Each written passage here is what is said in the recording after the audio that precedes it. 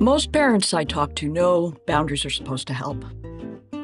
They've read the books, they've seen the posts, they know kids need limits, but the lived reality doesn't feel that neat. It feels like walking through a minefield of attitude, guilt, and second guessing. You want to hold your line, but you don't want to sound like your own parents. You want connection, but you also need authority. And somewhere between those two goals, you start to lose your footing. That's where the misunderstandings live, not in your intentions, but in what's happening underneath them. Today, we're pulling back the curtain on 7 hidden misunderstandings that quietly sabotage even the most well-meaning parent. These aren't rookie mistakes. They're patterns most of us picked up without realizing it, shaped by the way we were parented, by fear, by the culture of constant comparison that tells us if our teen isn't thriving, it must be because we're doing something wrong. You set a limit, and your teen looks at you straight with that mix of irritation and disbelief, and before you know it, you're in a 20-minute debate about why your rule is unfair. If boundaries feel like a tug of war you can't win, these 7 misunderstandings are why. So let's start with misunderstanding number 1. The belief that boundaries are about control. Most of us grew up learning that boundaries equal control. Control the situation, control the outcome, control the kid. The message was simple. If you don't, chaos will. So when your teen rolls their eyes, raises their voice, or flat out refuses, your nervous system lights up like an alarm. You feel disrespected, threatened, maybe even a little humiliated. You think, I can't let them talk to me like that. That's the moment control sneaks in, disguised as authority. I once talked with a dad named Mark, who told me, I don't yell unless I have to. He believed yelling was the final step, proof that he'd exhausted every reasonable approach. His daughter, a 16-year-old who was bright and stubborn in equal measure, she described it differently. He yells when he feels like he's losing, she said. Both were right in their own way. Mark wasn't trying to be a tyrant. He was trying to hold on to something that felt like order. But what he didn't see was how his need for control kept replacing his need for clarity. When we parent from control, we create a power struggle we can't win because the teen's developmental job is to push against control. It's how they find where they end and we begin. The more we tighten the grip, the more they pull away. Not because they want chaos, but because they need space to feel real. Here's the truth that's hard to swallow. Boundaries aren't about control. They're about reality. Control says, you'll do what I say because I said so. Reality says, here's what happens in this home, and here's how I'll respond if that doesn't happen. One of those invites resistance. The other invites accountability. You can feel the difference in tone. Control speaks from fear. Reality speaks from steadiness. When you're clear about what's real, you don't need to over-explain, threaten, or raise your voice. You simply state the limit and follow through. Parents often ask, but what if they don't listen? And the answer is usually, well, then I guess you need to set the limit. You're not making something happen to them. You're allowing them to experience what already happens when they choose differently. Here's what that looks like in everyday life. Let's say your teen keeps missing curfew. You've said be home by 10. They roll in at 10:45. The next day you say you're not going out for the next 3 nights. They argue. That's not fair. It was just 15 minutes. You lecture about responsibility. They tune out. Nothing changes. Why? Because the focus is on control. Now, if we try it with reality, you say, I get that you lost track of time. Tonight, you'll stay home so we both can reset. Tomorrow, we can try again. In this case, you're not punishing, you're just naming the consequence. You're showing that trust moves in response to choices, and you're modeling how adults live with the reality of time, agreements, and follow-through. The irony, when you drop control, you gain influence. because your teen no longer has to fight you to feel like a person. They can start noticing the actual boundary instead of reacting to your reaction to it. Ask yourself, when you set a boundary, are you trying to create reality or are you trying to control it? That's where this misunderstanding hides, right in that subtle difference. Now, misunderstanding two is the belief that a boundary doesn't count unless the teen agrees. This is another trap that catches almost every thoughtful parent I know. You set a limit, your teen protests, and before long, you're negotiating as if your boundary only matters once they sign off on it. You might tell yourself you're just being collaborative, but deep down, it's that fear again. The fear of being the mean parent, of damaging the relationship, of becoming the voice they'll later resent. I worked with a mom, Elena, whose 15-year-old son was chronically late for school. Every morning turned into an argument. She'd wake him up or try to. You have to get up now. And he'd groan, I'm tired, I'll be fine. She'd plead, reason, sometimes threaten. When he finally stumbled out of bed, both were already defeated. He was already late. She told me, I just want him to understand why it matters. Here's the hidden misunderstanding. Understanding and agreement aren't the same thing. You can explain your reasoning until you're blue in the face. But if your teen doesn't like it, they'll treat the whole thing as negotiable. Boundaries don't need agreement to be valid. They need clarity and follow through. That's what teaches teens how the world actually works. In real life, rules don't require our consent, they just operate. You can disagree with gravity all day, but the minute you step into a hole, you'll still feel it. When parents wait for agreement, what they're really waiting for is relief. They want the discomfort of being misunderstood to go away. But leadership in parenting often means holding that discomfort long enough for your teen to adjust to reality. You can be kind, even warm, without surrendering the structure. You might say, I get that it feels unfair, but in this house, phones stay in the kitchen overnight. You can explain where the line comes from, but the line itself doesn't move. That's what teaches your teen that boundaries are reliable. They may not like it, but they can count on it. And that consistency becomes its own form of safety. When teens realize you mean what you say without needing their approval, it creates a paradoxical kind of security. They stop spending energy testing whether you'll fold and start figuring out how to live within what's real. That's the beginning of internal discipline, the thing every parent says they want, but few realize is built through frustration, not agreement. Here's the part most parents miss. Your teen's protest is not evidence you failed. It's evidence they noticed the boundary. You don't have to interpret their pushback as disrespect. It might just mean they're doing the developmental work of confronting reality. Think about your own adolescence. The teachers or coaches you respected most weren't necessarily the ones you liked in the moment. They were the ones who meant what they said and didn't need you to like it, keep caring about you. That's what a good boundary feels like to a teen. Annoying, but trustworthy. And the trust, though invisible at first, is what keeps them connected long term. So the next time your teen rolls their eyes and says, this is so stupid, take a breath and remember, the goal isn't to win agreement. It's to provide clarity they can bump up against safely.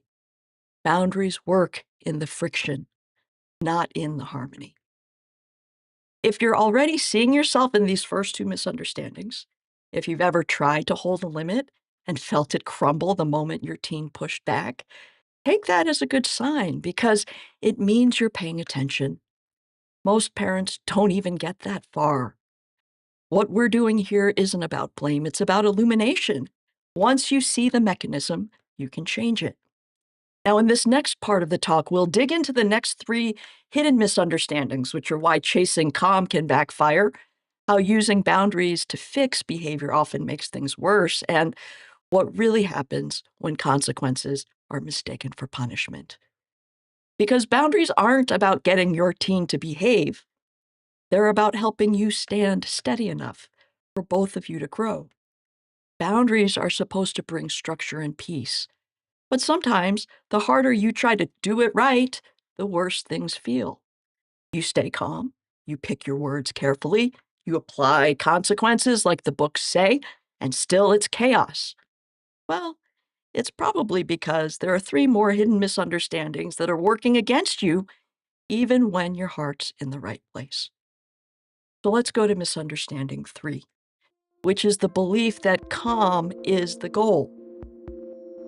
If you've been around modern parenting content for even a week, you've been told to stay calm. It's the universal advice spoken like calmness is a magic key that unlocks obedience and harmony.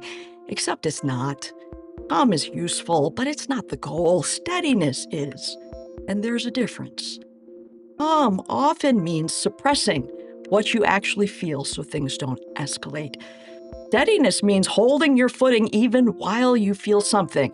One mom, Dana, described it perfectly. She said, "I'm trying so hard to stay calm that I sound fake. My daughter just starts calling me therapy voice when I do that. She says it makes her want to scream." And that's the tell. Teens can sense when calm is performative, when it's about your image of being regulated instead of your actual groundedness. And when they sense it, they escalate to get to the real you, because they would rather have authentic friction than polite distance. Parents confuse calm with control. They think, if I stay calm, they'll calm down too. But calm doesn't work contagiously like that. Steadiness is. Imagine a storm. Calm is when the wind stops. Steadiness is when the tree bends but doesn't break. When you aim for calm, you end up tiptoeing around conflict. You hesitate to set limits because you don't want to ruin the vibe. You over-explain, over-apologize, or back off when your teen reacts. The moment things get loud or messy, you assume you failed. But real growth happens in the mess. I once met a dad named Luis who said, "I can't talk to my son without raising my voice. I've been practicing calm responses, and it's just not working. He ends up yelling at me." I asked him, when he raises his voice, what happens in you? And he paused and said, "I freeze. I'm trying not to sound angry." The thing is, that freeze wasn't calm. It was fear disguised as calm. His son felt it and pushed harder, trying to get a reaction that felt real. Steadiness, on the other hand, would sound more like, "I'm not going to yell, but I'm also not going to pretend this is okay. You can be upset. The rule still stands. We can talk later." Not soft, it's solid. Calm can feel kind of like a parent disappearing behind glass. Steadiness feels like a parent showing up fully, emotions and all, but not falling apart. So when you find yourself saying, "I just need to stay calm," check whether you're avoiding or anchoring. Your teen doesn't need your calm. They need your presence. Now, misunderstanding 4 is the belief that boundaries should fix behavior. This one hides inside our most sincere intentions. Parents set limits hoping it will teach a lesson. That if you just find the right rule, consequence, or tone, the behavior will stop. But boundaries aren't behavior-fixing tools. They're reality markers. They shape behavior over time, not instantly. Think about how long it takes an adult to change a habit. Weeks, months. Yet we expect a 15-year-old to internalize a new limit after one argument. One parent, Rachel, told me, "I took his gaming system away for 2 weeks, but as soon as he got it back, he was up until 2 a.m. again. It didn't work." Except it did, because it showed how strong the pull of the game was and how shaky his internal regulation still is. That's information, not failure. Boundaries reveal where growth is still needed. But most parents take the need for repetition personally, where they think, if I have to keep saying it, they're not listening to me, they're not learning. but repetition is how humans learn. Consistency is what rewires patterns. You can think of boundaries like a path with guardrails. The goal isn't to punish the car every time it drifts. It's to keep it on the road long enough for the driver to learn control. Here's the hard part. The teaching doesn't happen at the moment of enforcement. It happens in the quiet afterward, when your teen reflects on what happened without shame. When parents use boundaries to fix behavior, they unconsciously make compliance the measure of success. It worked means they stopped doing that annoying thing, but it worked can also mean they tested it and came back. They pushed and you stayed steady. You're playing the long game. Boundaries are like the training ground for reality. The teen who pushes your rule today is rehearsing for the moment they meet a professor's deadline, or a boss's expectation, or a partner's boundary later. They learn not from the absence of conflict, but from how you handle it. So instead of asking, is this working yet? Try asking, is this shaping anything? It's slower, yes, but slow is how things actually stick. So misunderstanding 5 is the belief that consequences are punishment. This one runs deep because so many of us were raised to think consequences equal pain. You did this, so now you'll suffer a little. That was supposed to be how we learned. So even when we say we're not being punitive, our tone often gives it away. We take their phone for their own good, but secretly want them to feel the loss. We call it teaching responsibility. But there's a flicker of satisfaction when they finally look uncomfortable. It's understandable. You've been pushed, tested, ignored, maybe even disrespected. You want it to matter. But punishment and consequence are two different operating systems. Punishment says you'll pay for making me uncomfortable. Consequence says you'll experience what happens when limits are real. Punishment is about control. Consequence is about connecting learning to reality. When consequences come from steadiness, not anger, they stop being personal. The parent isn't doing something to the teen, they're letting reality speak. For example, your teen forgets their sports gear after you've reminded them twice. So you don't drop everything to deliver it. You let them experience sitting out that practice. That's not revenge, that's consequence. Reality teaching what lectures can't. But here's where misunderstanding hides. Many parents treat consequences as emotional leverage. They withdraw privileges, not because the situation calls for it, but because they need proof that the teen is suffering somehow. If they miss the party, maybe they'll finally realize how serious I am about this other unrelated thing. That's not consequence. That's manipulation dressed as teaching. A real consequence should connect logically to the behavior, not symbolically to your frustration. When my clients start practicing this, they often ask, but won't that make me seem soft? Not at all. What it will do is make you seem coherent. It teaches your teen that choices have outcomes and that you can enforce those outcomes without losing relationship. The absence of anger doesn't mean the absence of authority. What it means is that your authority is grounded and not based in anger. Here's a story that captures it. A father, Jay, had a son who kept using his car without permission. Every time Jay would explode, ground him for weeks, then eventually relent. It became a cycle of shouting, punishment, forgiveness, repeat. Finally, Jay tried something different. He said, "You don't have the car until you can show me you can treat it like it's yours. That means gas, insurance, and a schedule we both agree on. Until then, it stays in the driveway." His son fumed for days, slammed doors, called him controlling. Jay stayed steady. 2 weeks later, his son came to him with a plan. No screaming, no lecture, just reality doing its quiet work. Punishment aims for obedience. Consequence builds maturity. When you switch from punishment to consequence, the relationship shifts. Your teen might still react, but deep down, they start recognizing you as someone who tells the truth about reality and can be trusted to mean what you say. That's how you build influence, not through fear, but through predictability. So far we've looked at how 3 good intentions, staying calm, fixing behavior, and enforcing consequences, can backfire when we misunderstand what boundaries are actually doing. So if part 1 was about control and agreement, this part was about expectations and outcomes. And the last part, it's about endurance. Because even once you understand all this, there's a point where it still feels like it's not working.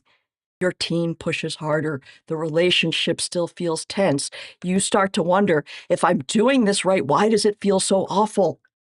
And that's where the last 2 misunderstandings live, the ones about discomfort and connection. In part 3, we'll talk about why struggle is not proof of failure and why real boundaries don't distance you from your teen. They bring you closer in ways that last. Now, you've learned that boundaries aren't control, that they don't need agreement, that calm isn't the same as steadiness, that limits aren't quick fixes, and that consequences aren't punishment. If you're finding this helpful, please like and share this video so other parents can see this as well. So why does it feel so hard, this boundary setting? Because even when you do everything right, it still hurts sometimes.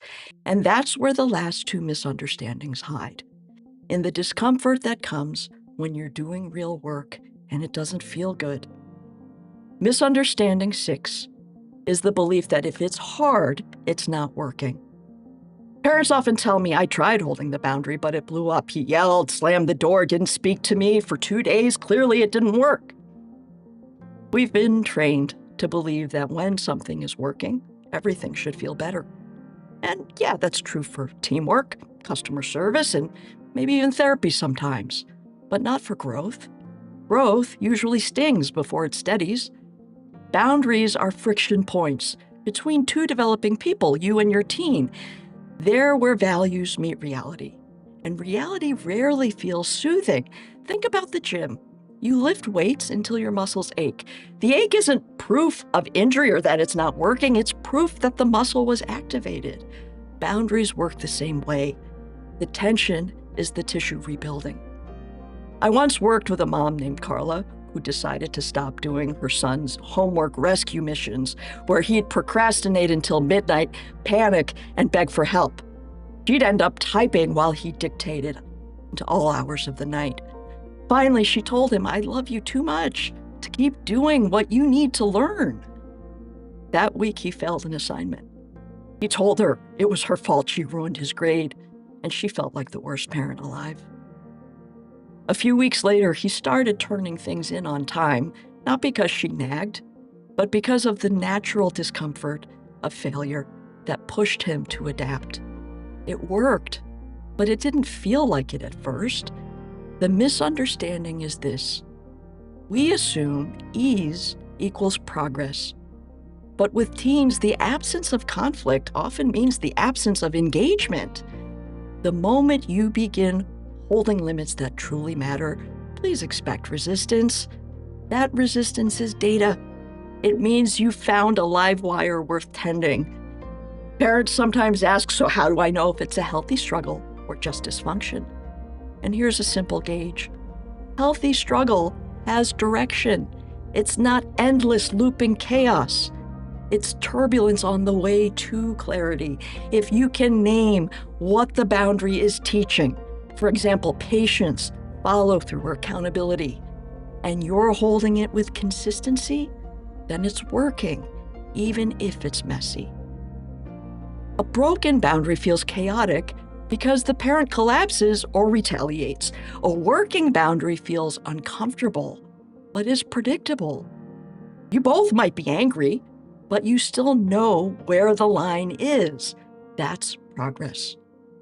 So instead of asking, why is this so hard? Try asking, what is this hardness showing me? Is it showing you where you fear being disliked? where your teen still depends on you to regulate their emotions, or maybe it's where you struggle to tolerate uncertainty. That's where the growth lives for both of you. Sometimes the hardest part of parenting teens is realizing that your peace of mind can't be outsourced to their cooperation. When you stop measuring success by how smooth things feel, you start noticing real change happening in the background, quietly, persistently, inconveniently. Now, misunderstanding 7 is the belief that boundaries disconnect you from your teen. This one is the emotional heart of it all because most parents don't fear conflict itself. They fear losing connection with their teen. You think if I hold this line and they hate me for it, I could damage something I can't repair. It's a real fear. And it's exactly why so many parents over-explain, overgive, or overfunction. They confuse connection with comfort or agreement. But comfort is temporary. Connection is durable. Boundaries protect the conditions that make true connection possible. When your teen experiences you holding a limit without withdrawing love, they learn that relationships can contain tension without collapsing. That's one of the most powerful lessons a human being can learn, that love isn't conditioned on agreement. There's a mom I'll call Janine, who had a 17-year-old daughter, Maya, who constantly borrowed clothes without asking. Each time Janine would lecture, Maya would apologize, and nothing would change. Finally, Janine says, if you borrow it without asking, I'm taking it back from your closet for a week. A few days later, Maya wore Janine's favorite sweater. Janine followed through calmly, consistently. Maya exploded, you care more about your stuff than me. Janine replied, no, I care about respect between us, and respect is part of love. And she walked away. They didn't speak much for a day or two, but something subtle shifted. The next week, Maya knocked on her mom's door and said, hey, could I wear your jacket? That's connection through boundary, not despite it. Parents often assume saying no will build a wall, but the opposite is true when no comes from steadiness. A firm, predictable no communicates safety. An unpredictable yes communicates chaos. Boundaries actually reduce emotional distance over time because they remove the unspoken resentment that builds when parents feel taken advantage of and teens sense the tension underneath. A home without boundaries looks warm on the surface, but carries constant static, everyone tiptoeing, everyone secretly frustrated. A home with boundaries has noise, conflict, and repair, but it's real. And real is where connection lives. Boundaries say, I'm here, I'm not going anywhere, and I'm not bending reality to keep the peace. That's love with backbone. Here's something I tell parents often. Your teen doesn't need you to be endlessly available. They just need to know you're emotionally anchored. They need to know that when they test, you stay present, that when they break, you stay reachable. When they argue, you still care enough to stay in the conversation. Boundaries become the scaffolding that holds the relationship steady while both of you keep changing. When we talk about boundaries, what we're really talking about is self-leadership, the ability to stay centered when everything around you is pushing for reaction. Most parents start out thinking boundaries are something they do to their teen. Then they realize boundaries are something they do for the relationship. And eventually they understand, actually, boundaries are something they do for themselves. Because the hardest boundary to hold is always the internal one, the one that says, I won't let my fear, guilt, or need to be liked or need for control dictate how I show up right now. You can't set a healthy boundary from an unregulated, dysregulated state. Now, that doesn't mean you have to be perfectly calm. It does mean you have to be anchored enough to act from your values, not from your reactivity. Boundaries without self-regulation become ultimatums. Boundaries with self-regulation become guidance, and your teen feels the difference immediately. The truth is, adolescence will stretch you. It's meant to. It will show you every place inside you that still wants quick reassurance, instant results, or proof that you're doing a good job. Boundaries are where you learn to lead yourself through that discomfort, so your teen learns by watching. You can't test and teach steadiness, you model it. When you start holding limits from clarity instead of control, from love instead of fear, your home will shift. It may not get quieter right away, but it will get truer. And truth always finds its equilibrium. You'll start noticing that arguments end sooner because you're not escalating. That apologies come faster because defensiveness has less room to grow. That respect starts showing up not as compliance, but as mutual regard. And one day, maybe months later, you'll hear your teen say something like, "I get it, Mom. I was mad, but I get it." And that moment isn't luck. It's the harvest of every steady limit you held when it felt pointless. Parenting teens isn't about winning. It's about staying. And boundaries are how we stay. So as you move forward, remember, boundaries aren't about control, they're about clarity. Agreement isn't required, understanding is enough. Calm isn't the goal, steadiness is. Boundaries don't fix behavior, but they do shape it over time. Consequences aren't punishment, they reveal reality. Difficulty in boundary setting isn't failure, it's growth in disguise. And boundaries don't disconnect you, they build trust that lasts. If you take nothing else from this talk, take this. You can be both firm and kind. You can love deeply and still say no.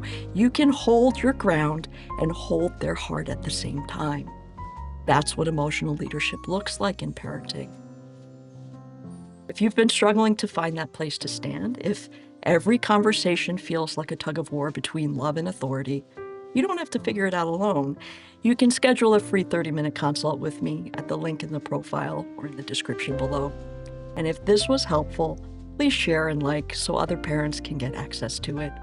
And I hope you have a great night, and thank you so much for doing this work.